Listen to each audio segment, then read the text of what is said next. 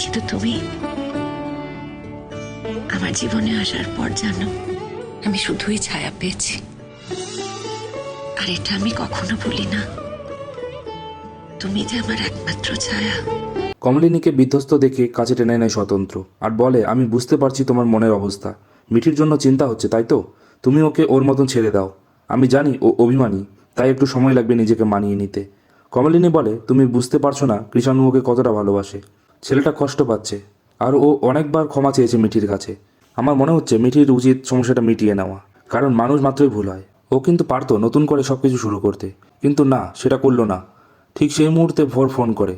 তখন কমলিনী বলে, ফোনটা রিসিভ করো, কোনো এমার্জেন্সি হতে পারে। স্বতন্ত্র ফোনটা রিসিভ করে বলে, কি হয়েছে, এত রাতে ফোন করে ডিস্টার্ব করছো কেন? ভোর বলে, সরি স্বতন্ত্রদা, তোমাকে এই সময় ফোনটা করতেই হতো। হ্যাঁ, তাই বলে ভদ্রতা বলে কি কিছু নেই? এত রাতে ফোন করা কি খুব জরুরি ছিল? ভোর বলে, কোনোভাবে আমি কি তোমাকে ডিস্টার্ব করলাম? হ্যাঁ, তুমি আমাকে ডিস্টার্ব করছো, কারণ এটা আমার পার্সোনাল লাইফ। পরবর্তী পর্বটি দেখতে হলে তাড়াতাড়ি চ্যানেলটিকে লাইক এবং সাবস্ক্রাইব করুন।